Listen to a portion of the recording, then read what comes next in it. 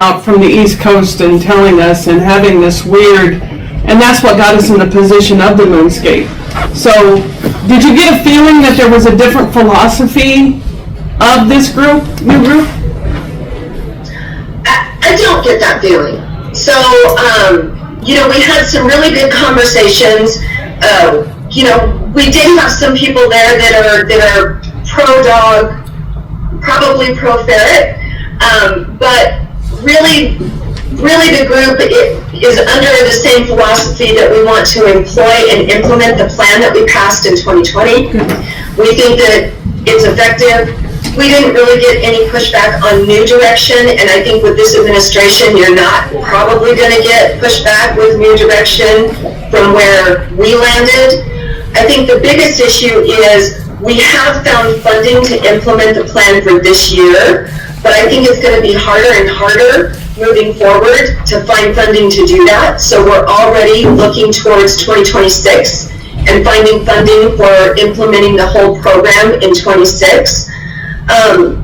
So I don't get that we're in a different place at this point in time, Commissioner. Thank you.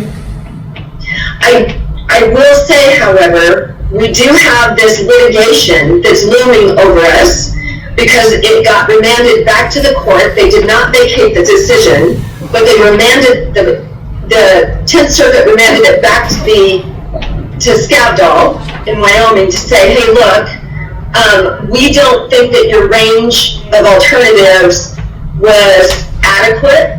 We're not going to vacate the decision, but you need to remedy that. So we do need to figure out how we're going to remedy that and what that's going to look like. And those decisions have not been made yet. Okay, thank you. You bet. A couple more quick things. Department of Interior regulatory reform. That deadline is on Monday the 21st. I will tell you that WCCA, the state agencies, all the trades, we're all working on comments for that. It's a heavy lift, but we will be providing something back to DOI. I will be drafting comments for Congress and Campbell County, so we'll at least get those perspectives this side of the state on the record. Then at the end of the beginning of July, DOI, USDA, DOE, FERC, and I think Army Corps of Engineers are the 5 that I know of, filed Federal Register notices asking for requests for information for 30 days regarding NEPA procedures. Big lift. We had a WCCA meeting yesterday on how we're going to address that. We're getting 30 days. As a friendly reminder, CEQ NEPA regulations are off the table. We're back to the 2023 statute for NEPA.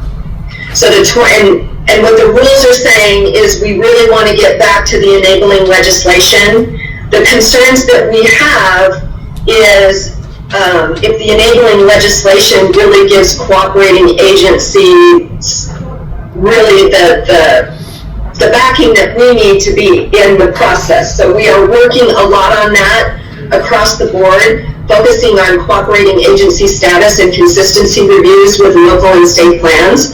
So that will continue to be something that we stress for the counties. So we have 30 days to respond to all of that. So now that we're back to the statute language for NEPA, all of the individual agencies have been directed to develop their own NEPA procedures for how they're going to carry out NEPA. So it is possible that DOI NEPA procedures might be slightly different than USDA, which might be slightly different than DOE, because CEQ now is not trying to impose consistency across federal agencies.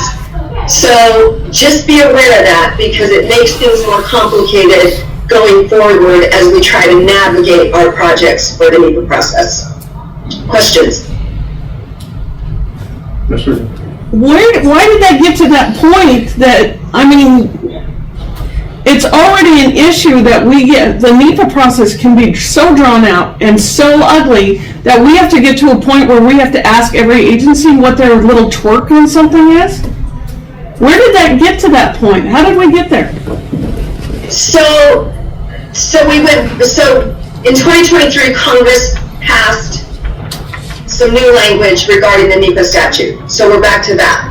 The Trump administration then came in and withdrew certain things that now puts us back to the statute. So if you look at what they're trying to do on DOI regulatory reform, for example, they are asking for what we need to modify or rescind to go back to the enabling legislation. And really where the administration is trying to get at, being helpful, is regulations have gone so far that the intent of regulations was never the intent of Congress when they passed the statute.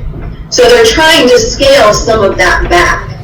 And in that process, NEPA has been one of those things. However, regarding timeline and page limits, those requirements are clearly set out in the 2023 statute. So they want an EA done, I believe, in 1 year, an EIS done in 2 years, and there are page limits that are supposed to go with that. So I think it's trying to scale back the regulatory burdens and the inefficiencies that go with that. But there's certain things that we have fought very hard for with the counties and the state in being cooperating agencies. And so we're looking very closely at the language in the statute and through NEPA, through NIFMA, through FLIPMA, and just ensuring that we don't lose our ability to be at the table. So the road to hell is paved with good intentions. Yeah, it's a lot of work. I feel like, 30 years of work and now we're kind of going back and starting over. I'm like, oh my goodness, I don't think I'm old enough to have another career in doing this for another 30 years. I think I'm too old, actually. Mm-hmm. So just be aware of that and know that we're engaged in those discussions. And if you've got questions, let us know, or certainly talk to Micah or Tristan. Thank you. 2 more quick things. Rock Springs, you've been watching that from a distance, so not a whole lot to talk about, but BLM DOI has announced a notice of intent to amend that record of decision. Don't know exactly how it's going to look or how they're going to do it, but they have put a notice of intent out that they will. And the last thing is the Buffalo no coal leasing decision. We did get notice from the BLM that we are currently in a 30-day public comment period for scoping. We're going back and amending that decision as well. So, all sorts of things going on. Stay tuned. Thank you. Thanks for the update. Any other questions, Commissioners? I don't believe so. I appreciate everything. Or we do. Yeah, thank you. I appreciate your time. Have a great week. Thank you. Call if you have any questions. You too. See ya. Bye-bye. Thank you. So, how many years ago was it, Marty, that you met with those folks out there and that director saw the moonscape that it was? Probably 6-7 years ago. I think that's a story that doesn't need to die, because that's just to show you how regulatory position can get out of hand, and the fact that somebody finally put eyes on it and was like, oh my gosh, you're right, how bad it has become. So what she's saying, Mr. Chairman, is that the importance of cooperating agencies and coordinating agencies. There's a real difference between cooperation and coordination. By state law, we are coordinating agencies. What they seem to want to do is diminish the power of the local agency. And that's what happened, is those voices were no longer being heard. And so East Coast was saying, well, if you have this and you have this, but Mother Nature says, I rule the roost here. And it got way out of hand. And so I appreciate the fact that she's staying within, trying to keep us, because we see it, we drive it, we live there, understanding with the ranchers that produce down there. Yeah. So it's very important that we stick with having somebody keeping their eyes on there, because it got carried away. Yeah. So I appreciate that we have Drew and Jeannie. Yeah. All right. Moving on to Stoughton Law Office contract discussion. One of the things, Michael, that was brought up to me by a constituent was, how do we, when we have a private firm operating within a county axis, how do we deviate black and white of what funds are going towards the private, or what is the private firm using as opposed to like what's being used for public, I guess, and how do you ensure that those paths aren't crossed within that working scope, I guess? And that's a fair question, and I do everything, I make sure that everything's completely separate, everything's bought separate. I don't even, I mean, the internet's separate, the phone's separate, the paper's separate, the printer's separate. We keep everything completely separated as far as utilizing any sort of resources.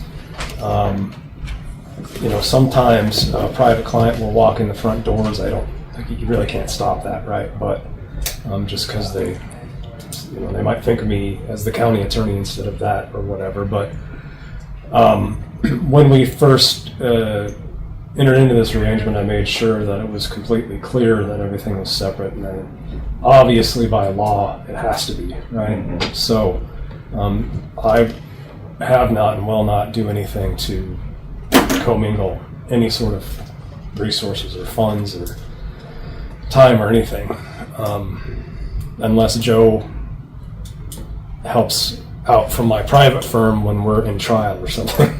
So, but that's not prohibited, and she has. Mm-hmm. So, but that's just my firm donating time to and resources to the county. But I don't know if there's specific mechanisms you guys would like, but I'm willing to do that just to make sure everybody feels comfortable with it. I have no problem doing that. I guess that was my question too, is do you have a breakdown of the time spent county versus private? I mean, it'd be almost the opposite of your billing.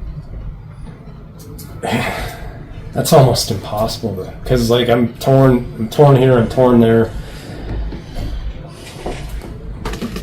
You good? Yeah. I would like to know, having Mike in the office full-time without having that separation of where his office is somewhere else. When law enforcement comes in because they have an emergency, Mike is pulled from his private office if he's in the time that he's there, brought into the emergency that's going on, taken away from the private office time, and he has to deal with that.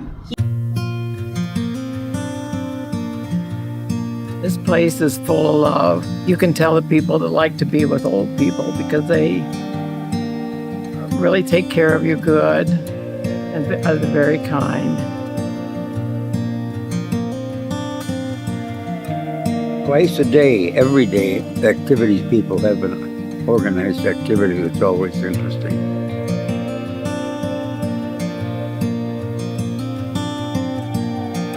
Everybody loves to play bingo. We play it 3 times a week here. We also have ceramics that you can paint.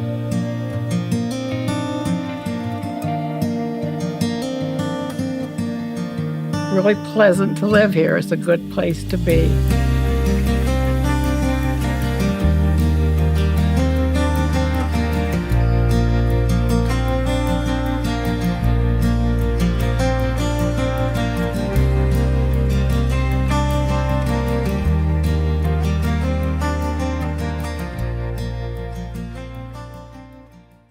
He donates more time to the county than to the private office. I can tell you that. I run his calendar. So. Well, we've tried to just set hours, but that just doesn't work. We've tried. Courts don't care what hours Mike puts at his private office versus county attorney. So. People getting arrested, they don't say, well, it's 10 o'clock, so.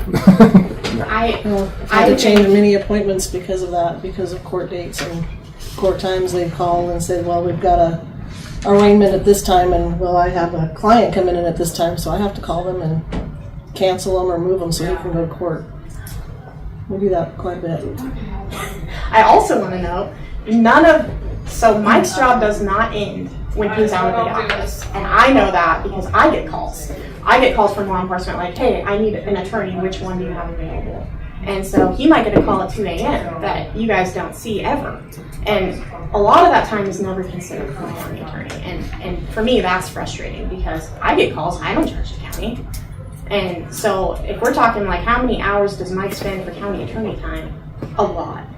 And if we were to figure that up hourly, which I don't even know how we would begin because it changes from what you have going on, right? Like we have a trial coming up, 2 weeks we're gonna be there way longer. We don't take lunch breaks. We are there till 10:30. Again, his staff is there with him and we don't charge the county. I mean, we donate time that I do not charge the county.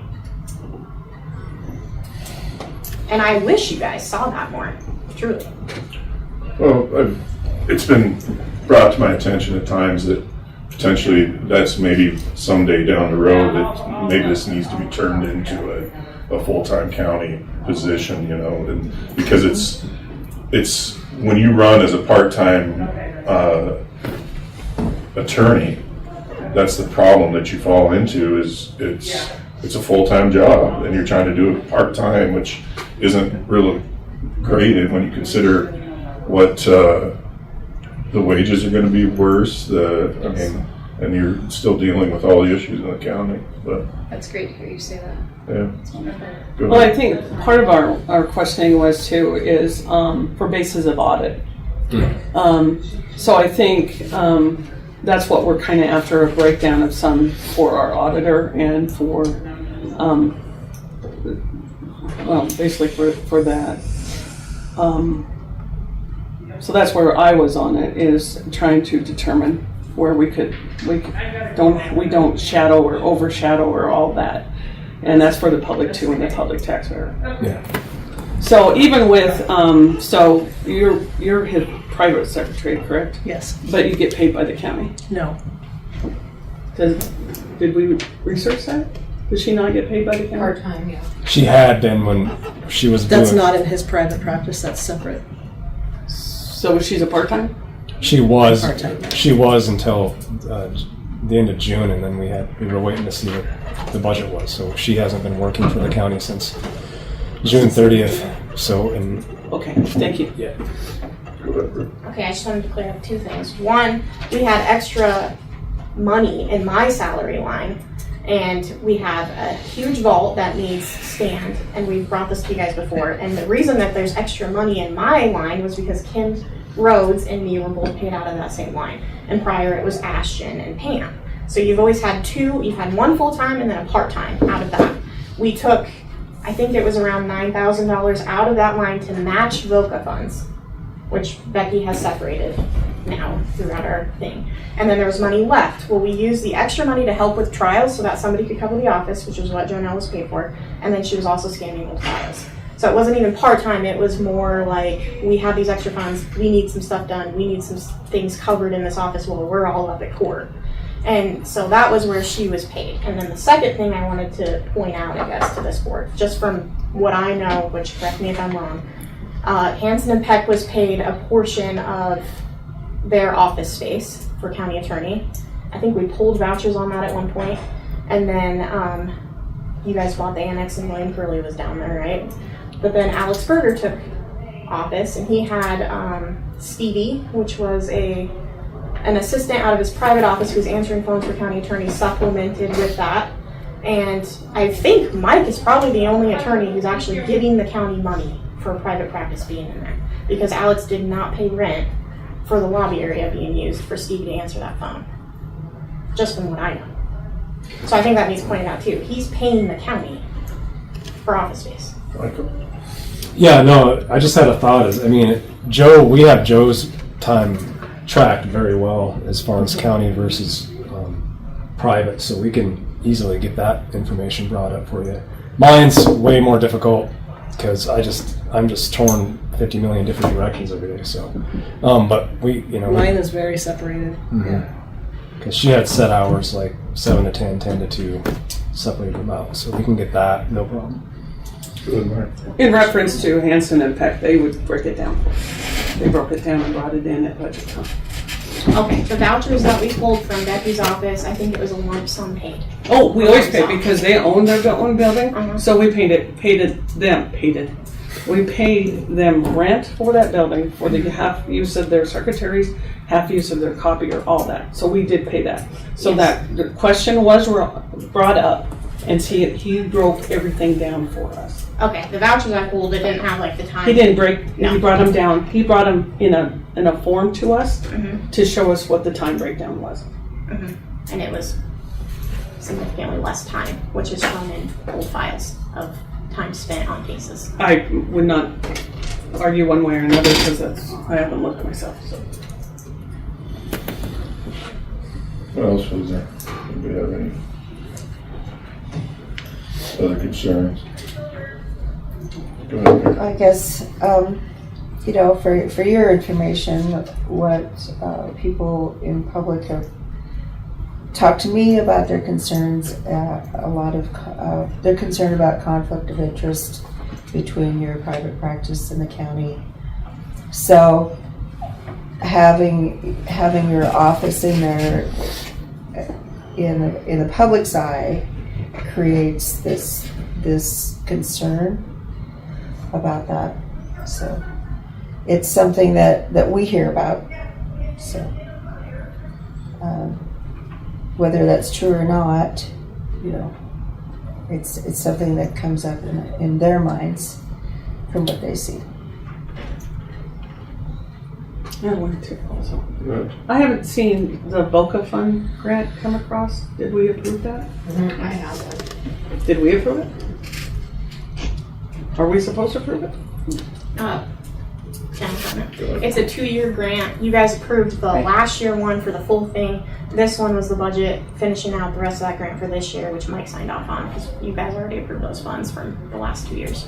Okay. I just, being not here, I haven't seen it, so. Just want to make that clear that it comes across the table. I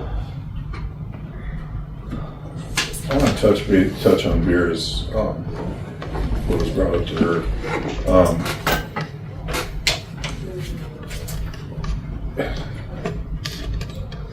Is it ever difficult to be in the same office and potentially find yourself in a situation where you might be on both sides of a some sort of a law proceeding, like a case, like where there would be a conflict of interest potentially between you being county attorney as opposed to potentially being a private firm in there, and somehow intertwining those two things together with like some sort of case that could happen where it would, I mean, I'm fishing down a long rabbit hole here. I'm not even certain I can explain myself what I'm trying to think, but where you could, what am I trying to say? It's like basically you may end up representing one side as opposed to another side of some sort of a conflict happening, and having to represent the county at the same, on the same kind of a situation, like some sort of case that came through. I don't know. Mr. Chairman, let me Not making myself Let clear. me kind of wrap that Okay. in a different type of form. So one time when we first bought the annex building, what we were trying to do is consolidate offices so that we didn't have these little rents all over the place, and nickel and diamond kind of when we figured that we had our own place. So one of the things is there was a public defender that rented over here. And our choice was to put them in the annex building, and the world went nuts that we could not have the public defender in with the county attorney. And so that's where he's going. Is there sometimes, because that just wasn't going to work. It just wasn't going to work. It was like putting oil and water together. And so that's where I think if you forgive me, where he's headed, is there the same instance that's happening with the private versus public? Well, first on that public defender issue, many counties throughout the state of Wyoming have a justice center where they have the county attorney, public defender, the courts, and law enforcement all in one office, or in one building, not one office, because they, it's just the justice center. I don't know how to else put it. On another note, on the conflict issue, we are careful to vet every single case that comes in, because we have to, pursuant to the rules of professional conduct, to make sure that there are no conflicts. If I even smell a whiff of a conflict towards the county, I say, no, private client, go somewhere else. Here's the state bar number, call them. So, that's just how we have to do it. So, I mean, Yeah, and I think that's fair. The public probably doesn't know some of that stuff. I mean, and it's good for you to explain that, I guess, too. I mean, you can ask Brooke. I'm like a freak about that. Like, He is. Well, I mean, he turns away more cases because of county conflict than, you know, he probably loses out on money if he were to add it up by being county attorney and turning away conflict. So an example is if you have a defendant in circuit or district court and they're also getting divorced and they need a divorce attorney and they were to come into Mike's private office, his private office says, can you run a conflict check? I run a conflict check and they say, no, it's conflict, and they send them on their way. That's how that works. Well, okay, so we got the county attorney in there, your private firm. You're in there, right? Yes. And it's, what is it? It's what, Newark, no. Yeah. And then who else is in there? Is that it? Extension. Extension, yeah. Okay. Specifically, our office has Mike's office, the victim witness, which doubles as the joint powers, and the meeting room for everyone, the meeting table in it. And you guys feel free to come down. I'll give you a tour of the thing. I want to show you the vault too. So that room, which used to be the commissioner's room, and then we have my office, which is the first office when you walk in, and Jeannie Stone's office, and Anthony's is next to me. They kind of split that out when they're here. So. Do you have hope? Do you have faith for Weston County and for education in Weston County? Do you feel good about the future here? Yes, generally. I think we have some major challenges. Mm-hmm. And some of those we have, not we as such in Weston County, but some of us, the people in the state of Wyoming, have brought on ourselves a little bit. The big majority of us, think it's important not to overspend. Mm-hmm. But we've salted away an awful lot of money in the state of Wyoming. And at a time when perhaps we needed to do some work on swimming pools and on schools and on city streets and city sewer and city dumps. And then Newark has two offices. Mike's private office is the one with the door at the end, which used to be William Curley's. That's where William was. Yep. Okay. Any other questions for Mike? I have a question for you guys.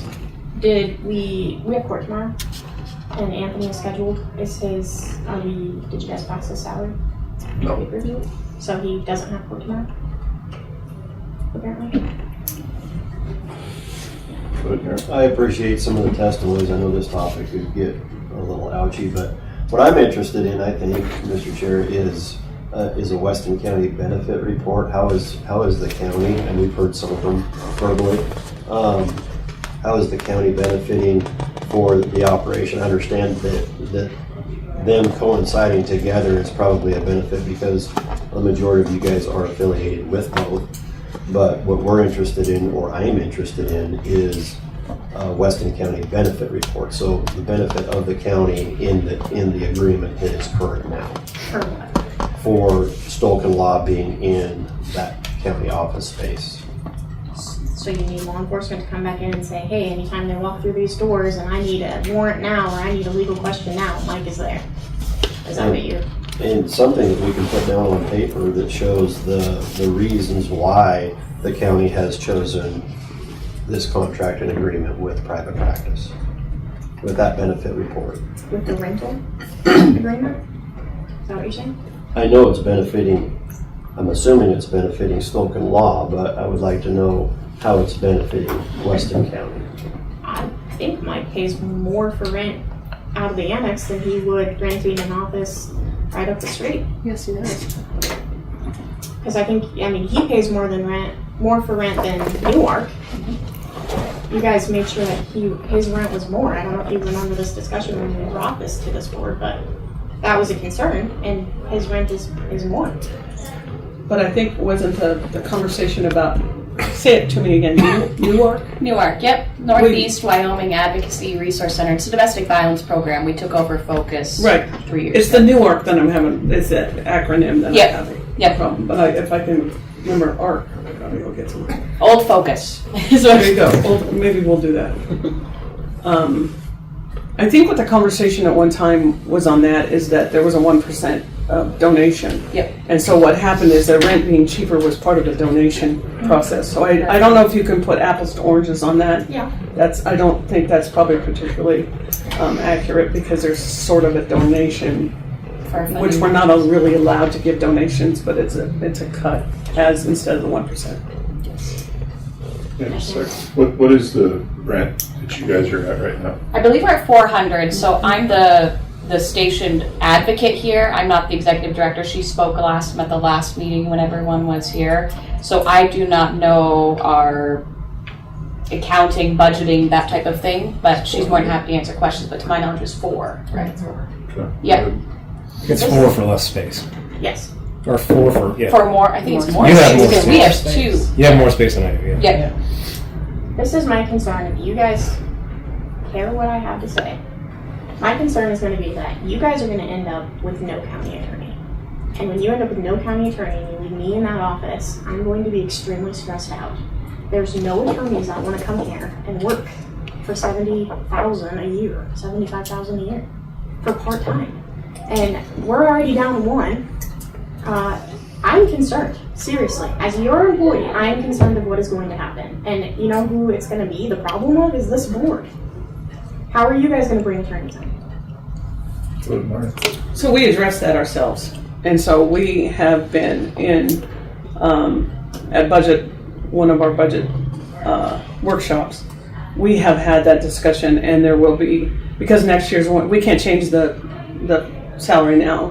By statute, that's every 4 years. Mm-hmm. And this discussion is that we were going to work on that, and I think it's already been discussed at one time that we are contemplating, because the money that's being spent right now towards a full-time, and make that a full-time. There will not be any other. That will be in negotiations, and we have a year to contemplate how we're going to do that. And so I think the dynamics will change. But part of that is part of this discussion now. Mm-hmm. And so, and as a different, may I add, that's a little different to the question. I think part of our feeling here is the prosecuting part is doing a fantastic job. We're not sure about the county attorney part. And so that's where we're directing ourselves, is trying to understand the county attorney part. Because we have some issues on some money being spent as far as county. I mean, court-appointed attorneys. We did bring up Supreme Court after you said something we brought up, and there's so many similarities and such a dichotomy of different prices that are out there. So we're just trying to adjust to see where we are, what's happening here, what's going on. And so part of that is we're still trying to figure out where we are. But I do think we'll have quite a discussion in the coming year of what's going to happen when those salaries change.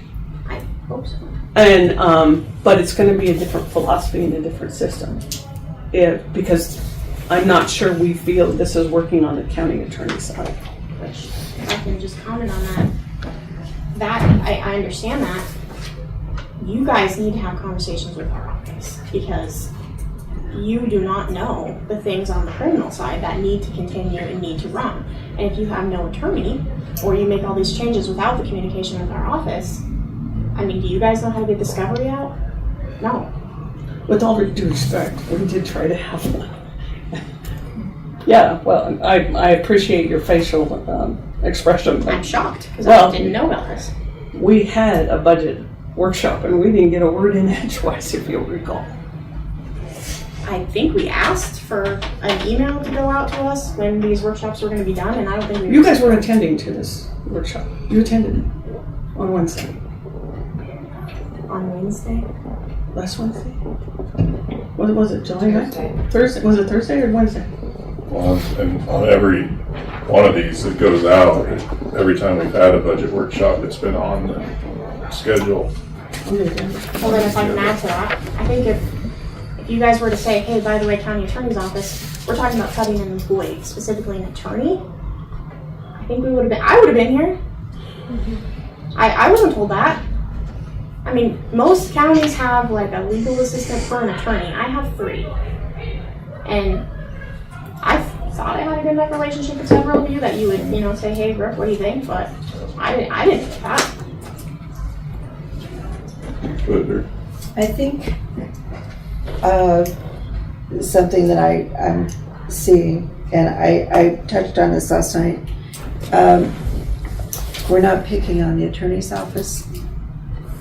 We're not picking on one individual. We have to look at every single department. We can't play favorites, and we're not picking on any one individual. You are not the only one who had your budget cut.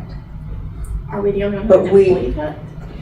How you use your money is up to you, I guess. But we have to look at everybody's budget, and as our chairman has told people during the meetings, remind you our money's been cut this year and possibly going to be significantly cut more next year. This is, I'm afraid, we're all afraid on this side, this is just the beginning of some really hard things that we have to decide.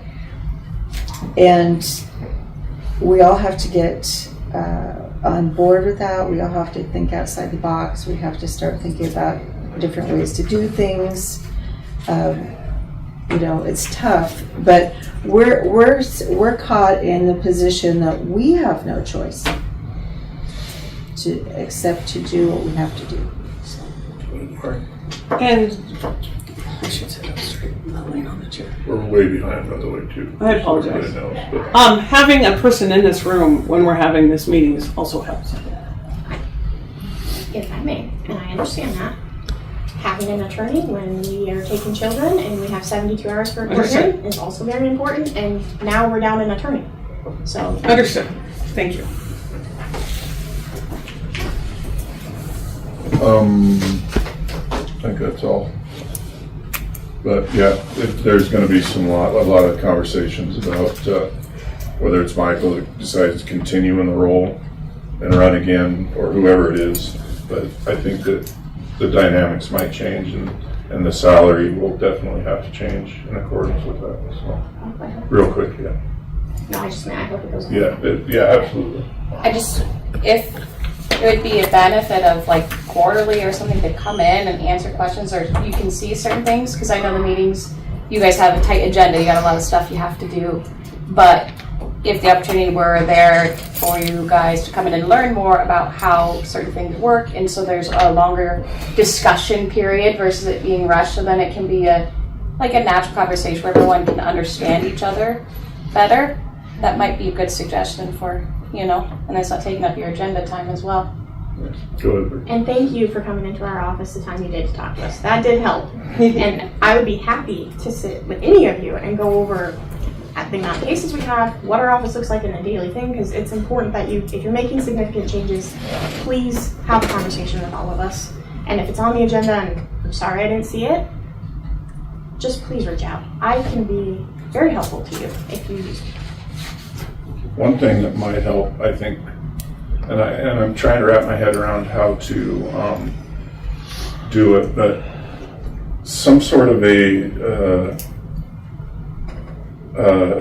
this is what the county attorney's office has dealt with this month, with serious amount of redactions.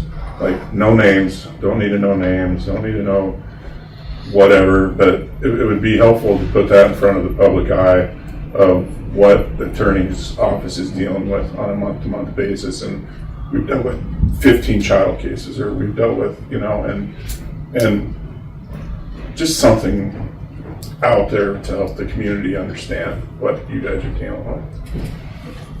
So, thank you for coming, guys. Thank you.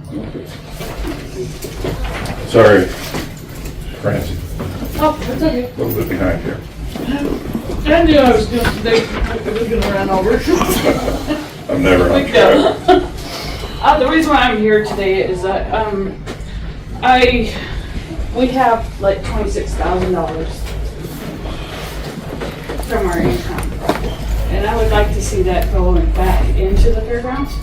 That you guys don't have to go, like, say, fix, because we're gonna have to do some upgrades to the indoor arena. Like, we're gonna have to, for fire code, we're gonna have to put, the bar thingy on the top of the bleachers in there for fire marshal. And we have to change the walk-in doors to the push bar for fire code. That's one of the things that I would use that money for. I mean, I know you guys say that buildings are yours, but budget's tight. And since we have this money, so why can't we put it back into the fairgrounds? The new store. This is the one-stop shop. We have a pharmacy. We have a bootlegger's liquor. The deli, the food that you can get at a lunchtime is so amazing. The coffee shop. Certain Friday mornings, there's 30 people sitting here in all these chairs. This is the hub for people to come and visit, have their coffee, have their donuts. It's amazing what this area has done. Totally amazing.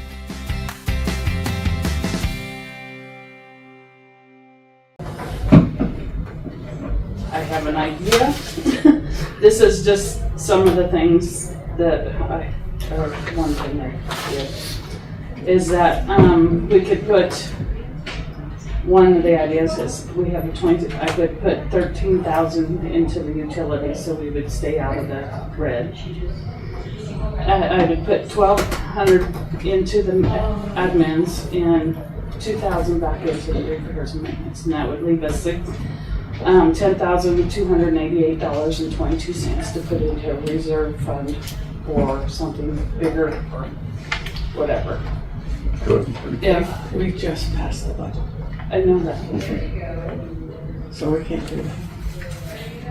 That would have been a wonderful topic to bring up last night. Well, I'm sorry. So here's the problem, we passed the budget. That would take a budget adjustment. I'm not big on those right now. Okay. Not at all. Okay. I mean, but can we use this extra money for whatever? Mr. Chairman, here's the interesting part about that. We have a budget. And so the idea of the budget is it's transparent. You see what's going on. So when you have extra money tucked away, the public can't see what that money is being spent on. They just can't. And so what we're trying to do is keep it back in the place where the public can see where the money, where their tax dollars, because we always hear about that. I pay taxes, but when it's broken down, you might pay $5 for the fairgrounds. But still, the money that's coming through and going out should be very transparent so that people know where that money is, which would have been a great idea for you to bring up last night. But it didn't happen, so we have a budget now.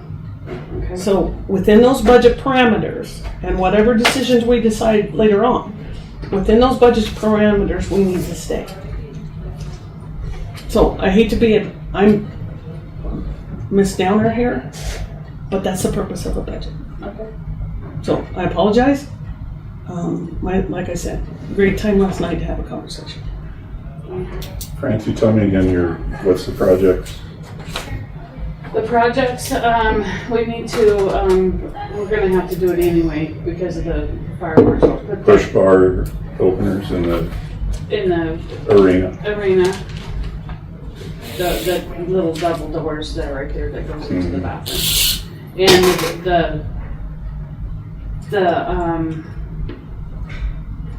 the backing on the railing on the bleachers. Yes, the top railing on the bleachers.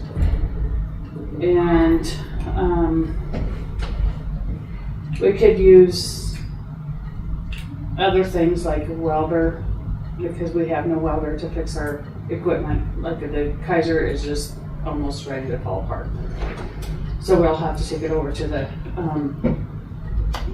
road and bridge and see if they have time to fix it. And in the meantime, we don't have anything to drag the arenas.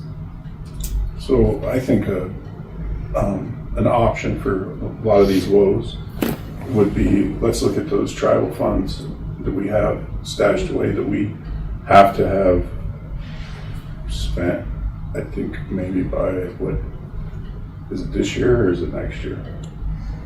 I'm not sure. I don't know. Well, no, we don't. They're Not already, much. No. We've already taken we've already this taken them. under- So, but that would be a good way to place for those kind of funds to be used. So what normally happens with these funds is just like the library. I tried getting them out from Francie. I need to know what was left in the account at the end of June, and that has to come off the top of their budget. Because that's what happens with the library funds. Yeah, see, that's why I understand. we have a process. You know, I'm kind of new at this. and we understand. It's just, there are processes and there are, So we have an obligation to the public. So with the 26,000, if we, Cut a check to the county, we'd be tickled. okay, And then you get these projects and the costs to us, and we'll see what we can do about getting them fixed and pay for it. Okay. Your reserve idea, what are you thinking there? the reserve idea was I was thinking maybe if we can keep putting money into it, the rock wall. The big sinking fund. Yep. Reserve. So we'd have to Pause. establish Suggested that. would we have to establish a line item with Susie for something like that? But every single time they would get funds, then we would have to have a budget adjustment. And anytime they would want money, they'd have to come up here. But if it's a long-term, just a wall kind of deal, if it's a 5-year plan, it shouldn't be, I mean, Because if it'd be one draw probably. But if we create a line item every single time, even $5 is brought in, there has to be a budget adjustment. I don't think so on a sinking fund. That's what I mean, sinking fund. But if we create an account, Then we have an issue. then we have to, and that's what she's wanting as a reserve. If there's a line item created, like a reserve, then it does. A sinking fund doesn't. I think you should probably have a saving. When do you get when do you get your allotment? Do you get it monthly? Do you get it quarterly? Do you go a year? They get a lump sum. So here's my suggestion. You can do what you want, or board can do what you want. Getting a lump sum means you're going to have to start dividing stuff out and really sticking to a budget. And in my humble opinion, it'd be better if you went for a monthly. So you knew what you got in that month. Whatever you could put in your savings account to save for your other utility bill or whatever gives you a better control of what happens. You get one lump sum, looks like a lot of money at the beginning of the year, looks like not very much at the end of the year. And I think that's a budgeting technique that would probably bring you a better result, because that's just my humble opinion. But a reserve, what ends up happening, and we've walked through this so many times, that money gets spent at the beginning, and then there's nothing left at the end. Because our checking account has money in it. I hoard it. Well, I don't let them spend it what they want to spend it on. I said, no, we can't do that. Well, that takes a lot of patience, a lot of tenacity, discipline. More power to you if you can do it. But So how do we establish that sinking fund and with Paul, because he's going to want to know that this money's set aside here and it can't be spent for anything else. So how do we get that ball rolling for them, I guess, or help them get that ball rolling? So it would have to be in the next, it would have to be starting fiscal year 26. Because the funds that they have now have to go back into last fiscal year. I'm just talking about more about how do they get that process started where they can start investing into that if they have a little bit extra. So that would be up to this board to find out from Paul how he would want to do it. I don't have any problem. I mean, personally, I don't know how the rest of the board feels, but I mean, I have no problem setting extra money aside for a future goal like that, I think that's a great idea. If there's a little bit extra, stash some of it away and with a goal in mind. That's what I'd like to do. Yeah. Well, according to definition, Mr. Chairman, that's what a sinking fund is. It has to be for only one thing. Yeah. We'll figure it out. Bring me a list of all the woes and we'll. Your basket is gonna be long. Oh, I know. You guys aren't the only ones. So I'll bring her a check then. So that goes on last year's.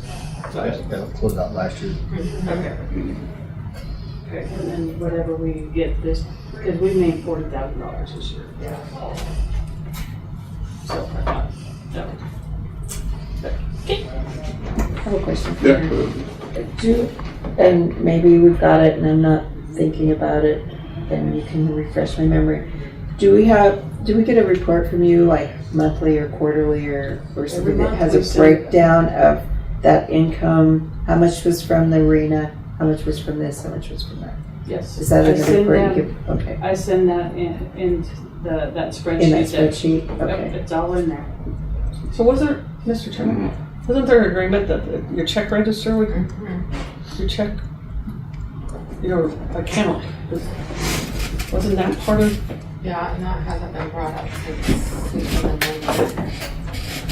I thought that was part of the agreement that I heard. What was it? When was Copy that? the check register. Oh. When you guys first took it over. Prior to you being on the board, I think. Yeah, and I didn't know that. So I think that's part of the issue too. Okay. I didn't bring them all up. Take a copy monthly or whatever. Is Yeah, that we can the send it up. monthly. We can send it up monthly. The checking account registry. The bank account.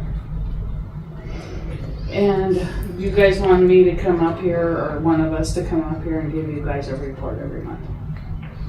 Doesn't hurt our feelings. Because we can't. So you guys. Well, she has to take. I don't know. No, I can do it. It's Oh. just switching days. I don't have to take time. I can just switch a day. That's what I did today. I think it's better that avenue than only seeing you every 3 or 4 months and Okay. not knowing the problems that you're dealing with or whatever, or the good things that you guys are accomplishing. Okay. You know. We can do that. We will do that. Thanks, Francie. Yep. Appreciate it. Yep. I apologize for Yep. the bad news. Oh, that's okay. I knew that was going to happen anyway, so. I'm sorry I didn't bring it up last night. But. Live and learn. Yep, live and learn. Thanks. Thank you. Moving on to Mr. Goodson, Chairman's signature on replat lots 21, 22, 23, 24, Block 11, original addition to the town of Newcastle, Weston County, Wyoming. So there's already an agreement between the county and the Ace Hardware store over this. This is just the last thing you need to do before you can actually sell it and do the deed work. Just in case anybody's wondering, I have maps if anybody wants to look at them. It shows you.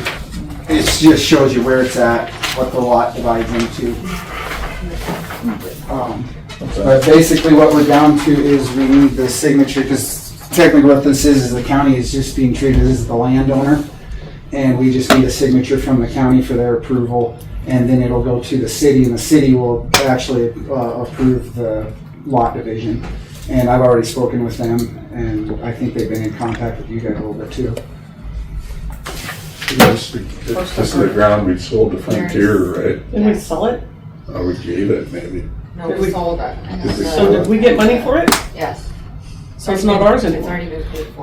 We technically on paper, this is still just a lease agreement between the county and them. This is the final piece of the puzzle that you have to do so that you can actually deed it. Because right now, all it describes it as is that part of the lot, like east of the retaining wall, and that's not a legal description that you can convey land with. I think you'll agree with me there.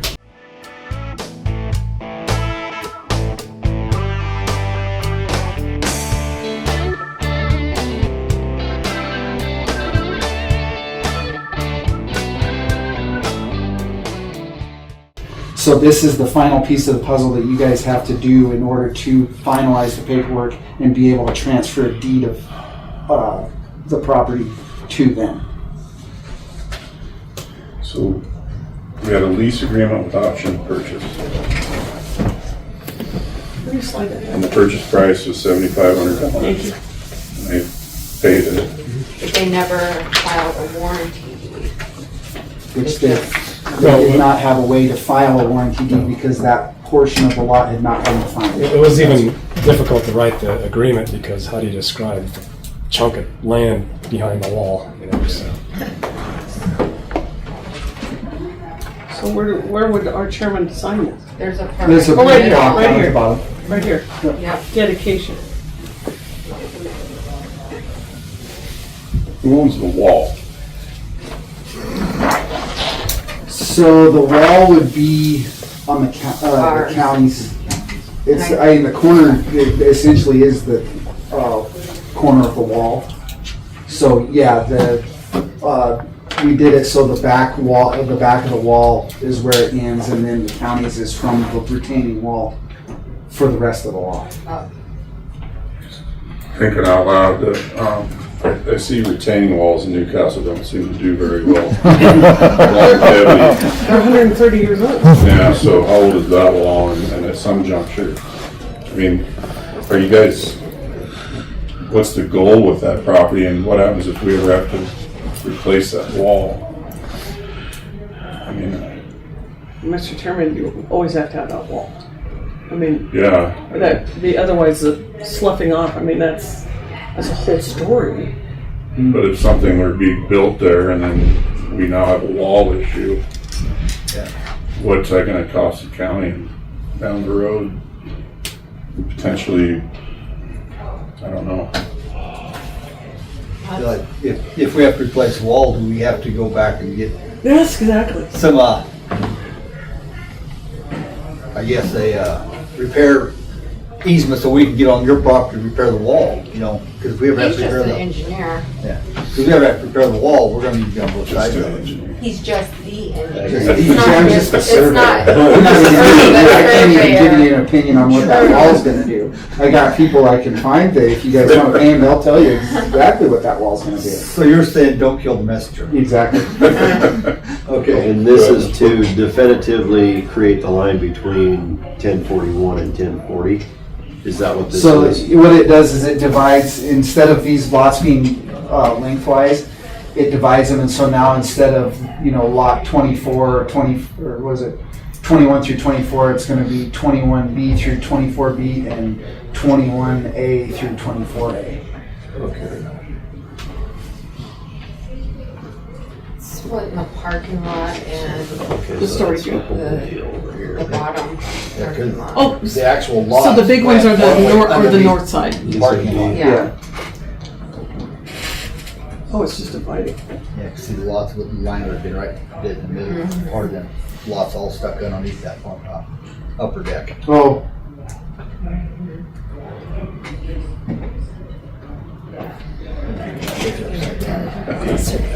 Yeah, well, let me just try to put it together. So there ultimately, there's going to be 4 lots within the redded area, correct? correct.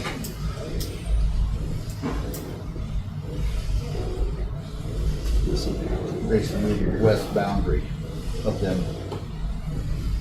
The west boundary on the east lot, we over the wall. Yeah. Here's that one here. Well, both are. That one's related. Mr. Chairman, Yes, ma'am. for this absolute simple mind of mine, and I've been gone for a while. So A, what's the purpose of dividing them into lots if they were purchased? What's the purpose of dividing them into lots? Because you have to have some way to describe how to convey that property. And this is, and in order to do that in town, you have to re-subdivide.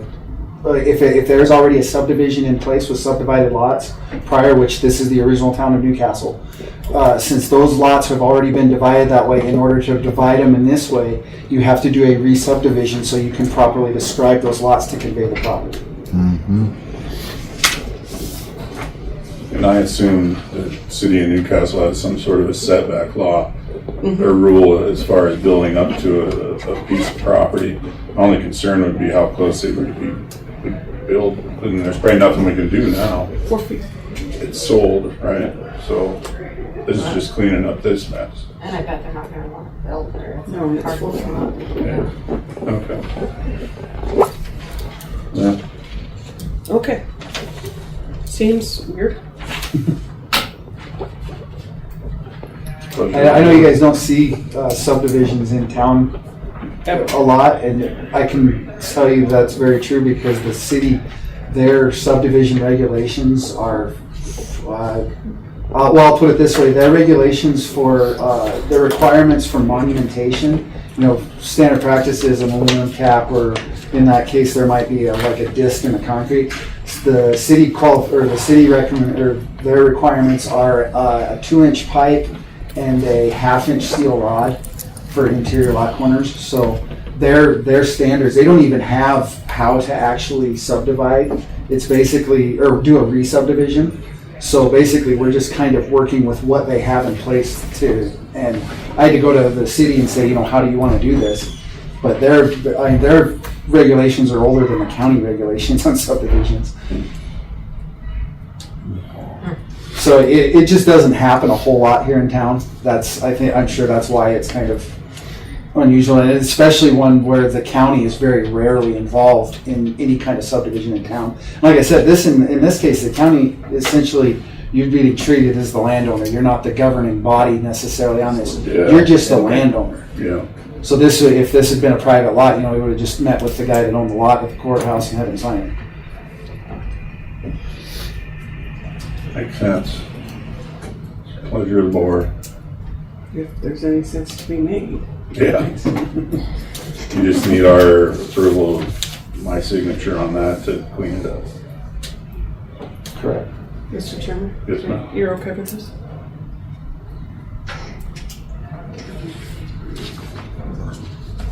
Move to approve the chairman's signature on, let me get it right, the replat lots 21, 22, 23, and 24, block 11 of the original addition to the town of Newcastle, Weston County, Wyoming. Second. Motion properly seconded, chairman's signature on the replat of said lots. Any other discussion?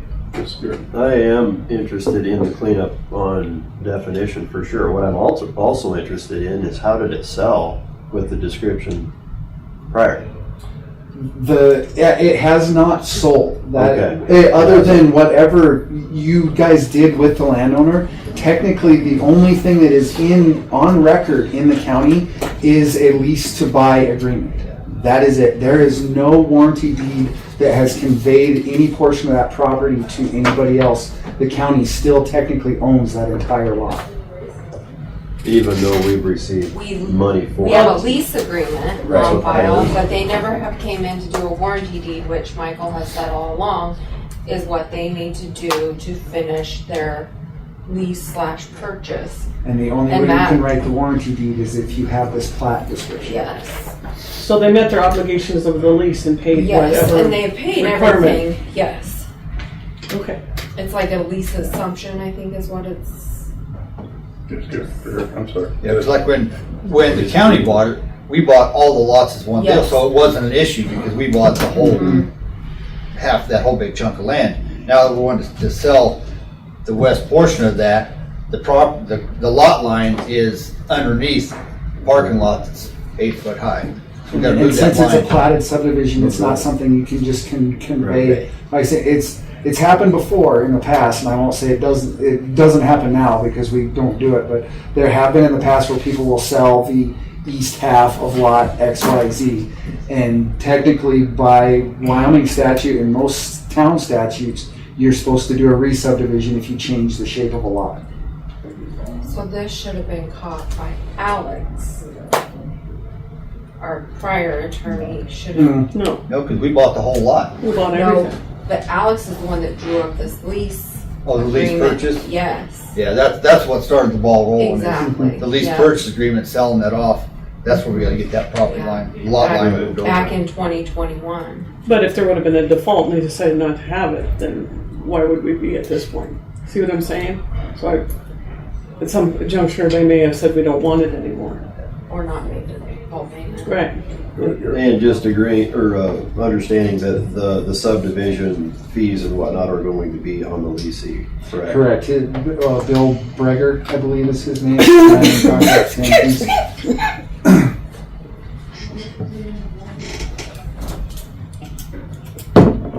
Any other discussion? All those in favor of the chairman's signature on the replat of said lots, please say aye. Aye. Aye. Opposed? Okay. That took forever. Like The next time it's sold, it's already cleaned up and done. So once, because Amber's gonna have to notarize his signature. But, yeah, just give me a call and I'll come grab it. That'll be great. Thank you very much. Yeah, everybody. thank you. Appreciate it. All right, MOU with the Weston County Board of Commissioners and Dispatch Joint Powers Board. On here, it says Fair Board Chairman for some reason on the back page. Oh, sorry about that. Must have been thinking about the fair. But that's an easy fix.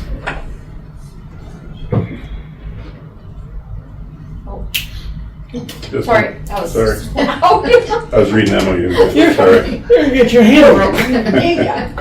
Because I know what my papa would have done. Sorry. Whoa. Only issue that I have is on number 5. I think the Homeland Security, the end of the sentence should be marked off.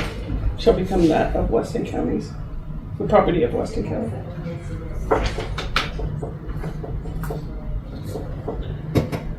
Gilbert, sometimes when he talks about equipment, he refers to it as his. I mean, it's the county's. Everything is the county's. I mean, the way I understand it, the state does provide, but someone has to be the owner of.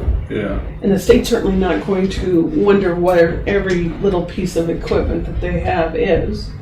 At some point, my understanding is if that, I'm going to come up with the wrong word, so correct me if I'm wrong, but the person that, the entity that puts the money out first, and of course gets it reimbursed, but that person, that entity is the owner. And it used to be after 3 or 5 There is years, becomes. then it becomes whoever it was purchased for. But like, we're to put stickers on it that says Weston County and it has to go into our asset because we're responsible for the insurance and all that depending on the price on it. And I don't know if that changed, I don't know if that's still happening. But I mean, if it has changed, we just need to know about that so that it's not going on our insurance. We just need something that states that. Mr. Chairman? Yes. And common sense would tell me, but common sense is just a convenience store in Custer. But common sense would tell me that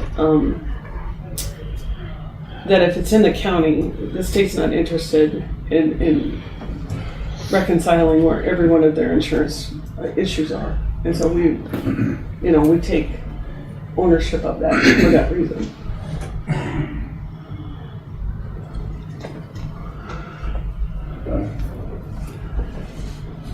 I would say like that pickup says Homeland Security on it. The county.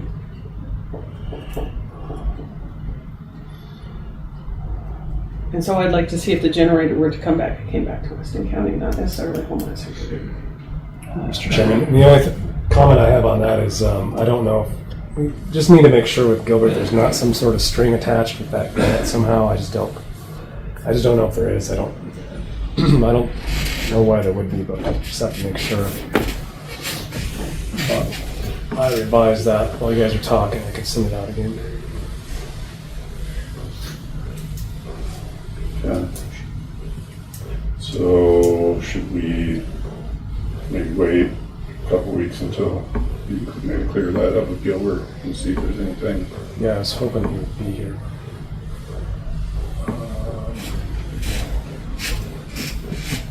But dispatch, went to that meeting in June, I'm good with all this, general idea.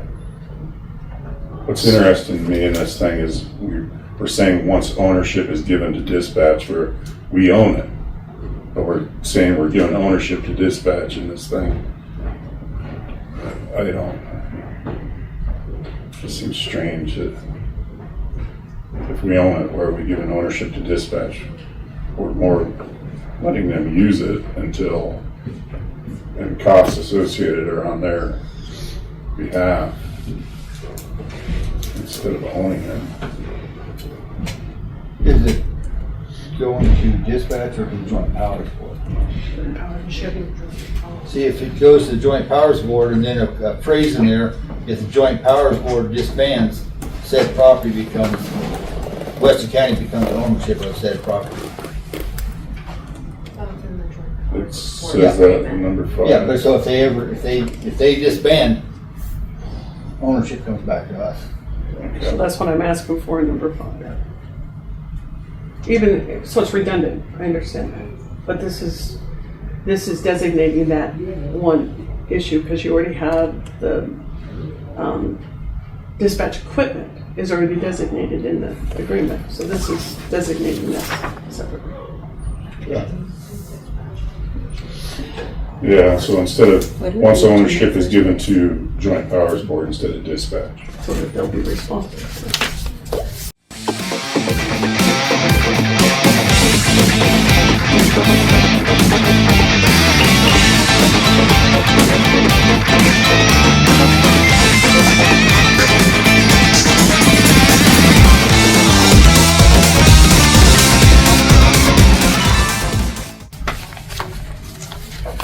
Would it be better to say,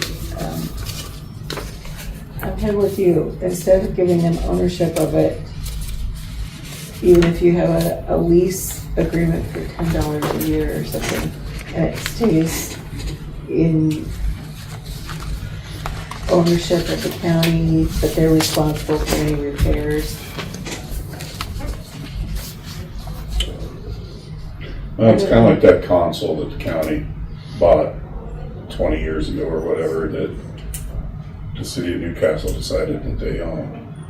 That's kind of where all this is stemming from, right? Mm-hmm. So, I mean, I'm okay if you think, if this said, number 5, where it says it comes back to the county and nobody can dispute that 20 years from now or 15 years from now, and maybe it's okay, but it just seems like that was the one sticky thing that kept holding up a lot of our dispatch conversations 5 years ago. I will agree with you, Mr. Chairman, in the fact that it did. It was who owned it? Just because, I mean, it was one of those, well, possession's 9/10 of the law sort of thing, and it's in our, whatever. It was just weird that we were hung up on, and to me, this just kind of clears it up regardless. Comes back to us. And is there the board of county.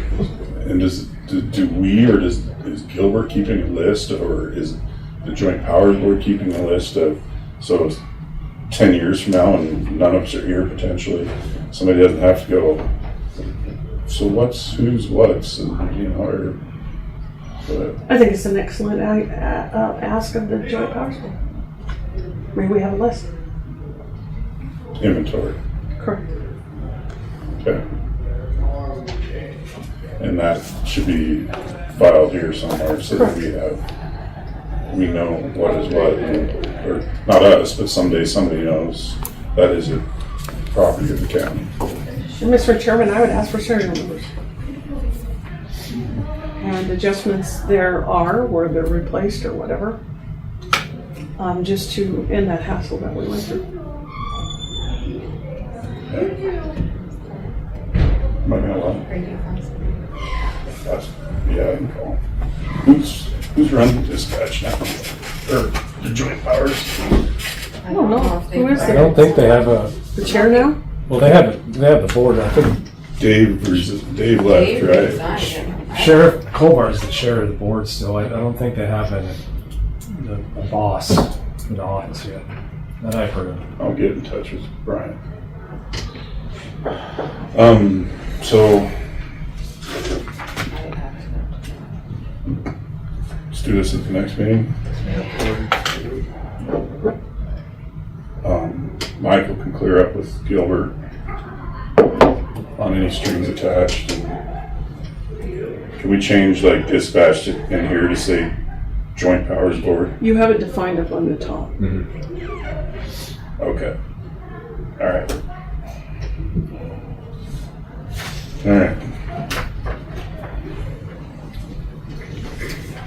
Anything else on that MOU from anybody? Okay, we need to reschedule the MS district meeting in Newcastle. So when I contacted Tammy, she said they will not have everything from fair cleared out on the date that you guys chose. So we need to figure out a different date.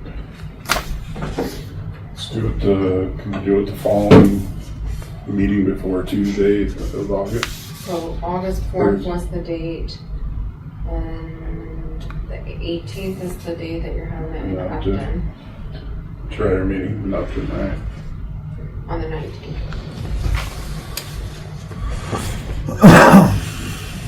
Mr. Chairman, Yes, ma'am. is there any way we can have a change of venue and not a change of date?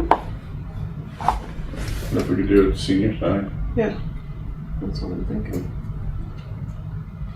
But still on the 4th? I'm just bouncing that around. What does the person have to do to try to reserve either that Michael's room or the auditorium? Michael's room would be enough, I think. I can call them and see.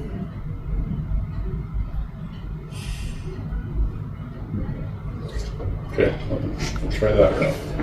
Should be okay with that? Okay.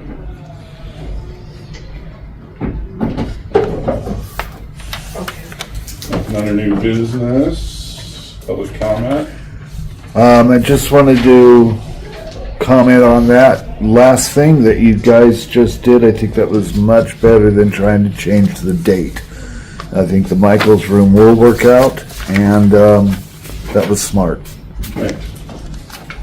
I just have one. Good.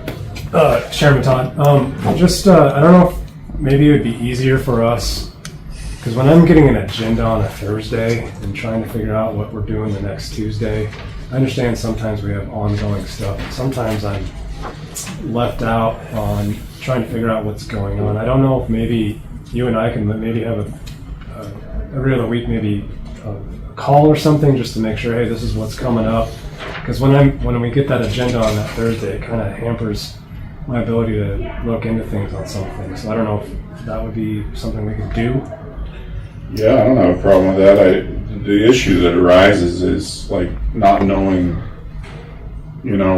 without you being in the room all the time, there's some sort of something comes up, and then you're having a discussion in here where I'm like, hope I'm not getting to get myself in trouble because I don't have, so I think we could start that relationship and it might help things in here.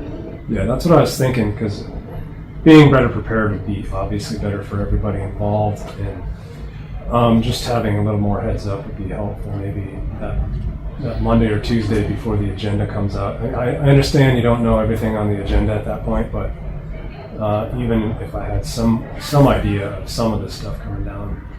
Yeah, that's kind of like when you asked me a few weeks ago if there was anything coming up. I don't know. I honestly don't. So I wish I had a magic crystal ball I could read the future, but I could try if it's okay with the board. If there's something I have info on that I could help you with, unfortunately a lot of it I don't even have, so. But go ahead, Marty. There was a motion made quite a long time ago, and it was a policy, and what it is that the agenda comes out on Thursday, and so that's part of the problem is we had to put a delineation because we were running into the same problem that you were commenting on, is that Tuesday was coming and we had something on the agenda that we didn't have preparation for, And so that's our delineation is Thursday. I don't know, I have some, I think, and I'm going to go back to the fact that and I understand, but part of it is this development that happens as we're sitting here, that you would learn where we were going with this and perhaps could help us through that. What he's trying to say is that we don't have a script, so we don't know where this ends up. And your attention to it would help us with the immediate.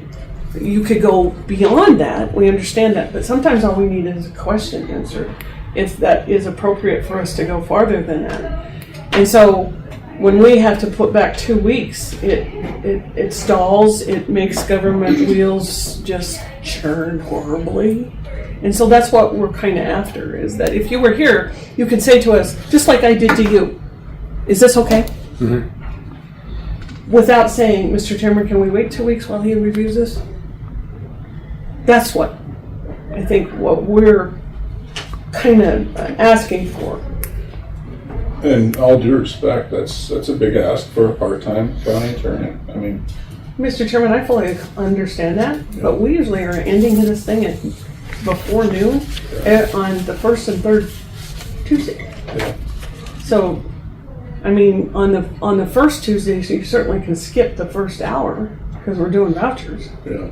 So my ask is 7 hours a month. With all due respect, Michael, 7 hours a month, I don't know if we're asking too much. Well, and I could see where the conflict comes with if there's court or something like that, then you're going to run into an issue with it. But a representative even would be helpful for you to have an understanding of the conversations that happened in here. Without, I mean, you can go back and watch the recording, I suppose, of what all conversations were happening and what took place. But it's tough without. It'd be hard for me to convey to the county attorney and say, this is where everything went, this is the conversations that happened, without being biased potentially to my view of it and leaving you folks out of what that conversation was. And well, just a couple of things. Like sometimes I'll get an agenda and it says contract on something, and I haven't even seen it. I don't even know what it is. Just be like, oh yeah, here's the contract. This is what whatever's come up. It's going to be on the agenda. Stuff like that. I understand there's stuff live that has to happen. You need questions on. But sometimes there's just stuff that needs to be reviewed beforehand. And it'd be more helpful to have some lead time to do that. And if you have knowledge of it, sometimes you don't. Which I would say prior to Thursday, 70% of it I don't. But if I have prior knowledge, I have no issue with sharing that with you. Garrett, I apologize. Oh yeah, I was just going to put, Michael made a comment about his brushing on Wyoming open meeting laws and the importance of these meetings here. This is the functioning leg of the county. No business takes place outside of this meeting, hence the importance of the meeting. So we work diligently on making sure everything is aligned with those statutes. And on the front side, up until, just like this morning at 9 o'clock, we're asking for additions or changes to the agenda. That can be made at the acceptance of the agenda the day of the meeting. So maybe there is a specific topic or something that is going to be interesting, or maybe some insight, maybe some research needs to be done on that. I feel like we're kind of encouraging, and I understand that side of it too, but I am way more comfortable with all of those discussions taking place at the meeting too, even if it has to be some of them are time sensitive. I would rather table to the next meeting knowing that we had that discussion here. You've got 2 weeks to do some research on that or whatever. I don't want to keep piling it up thinking that you've got just a couple days to do a lot of research on something. Let's make sure that we delve down into it appropriately. And I just want to be clear, there'd be no discussions on what's going to happen or what anything is. I just want to know if there's a legal question that might be coming up, what it might be, and that's it. Like, this is a contract, we're going to discuss it at the next meeting, and that's it. Like, nothing more than that. All right.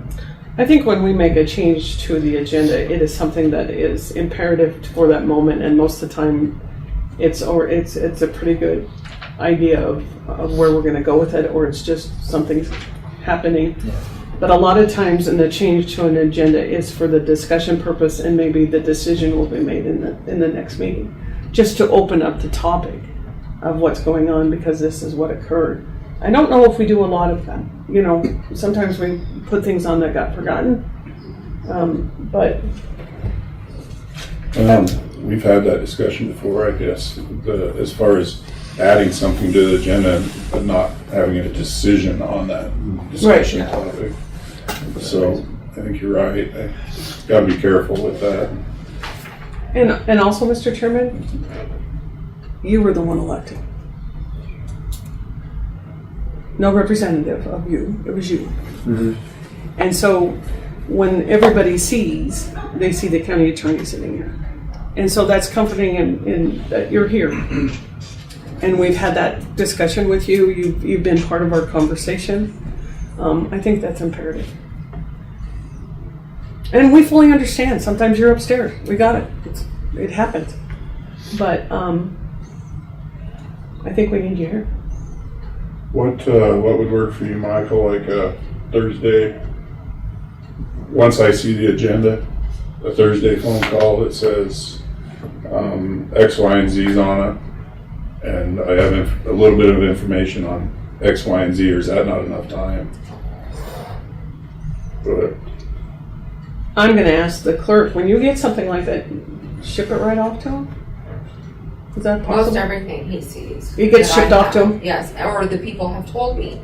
Ship it off to The him? county attorney has already seen this. It's their job, if it's something that they're gonna have up, they've already sent it to the county attorney, so they've told me that he's already seen it. Public Health sends all their contracts to him. The Road and Bridge sends all of their contracts to him. This one has already been, So, Mr. Chairman, I guess what I'm just asking, if that comes to that, just ship it off anyway, regardless of what they said. And he can at least have a purview of, I already saw this, thanks so much. And I think that would be imperative if you said, I'm aware of this, thank you very much. Or thanks, I don't think you need to necessarily, but you got it. See what I mean? I think just an more open, just ship it off anyway. See what I'm saying? I don't. Just let you know, like an email, say, yeah, I reviewed this contract with these people, it's good to go. So then that way we know that's like, oh, Michael's seen he's good to go with it. So we're not wondering, well, where are we at with it? Yeah, give us the idea that you've already seen it. Yeah. All right.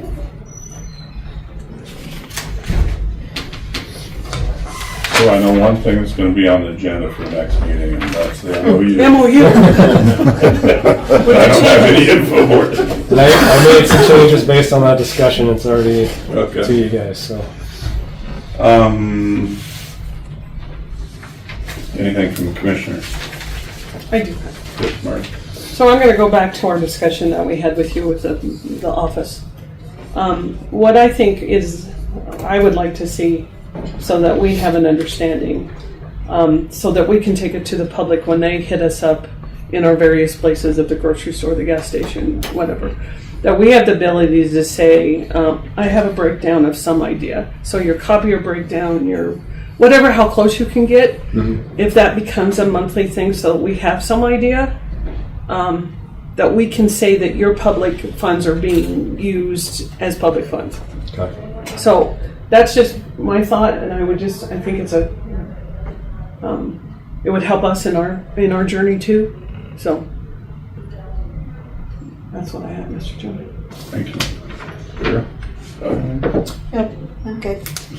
I think we're going to be overlapping on time as far as as we're going to go down and do a tour of the law enforcement center, but an invitation had been verbally sent out to us commissioners from Newcastle Mayor saying that they're going to be discussing some and some economic development discussion over in the chambers at 11:30 today.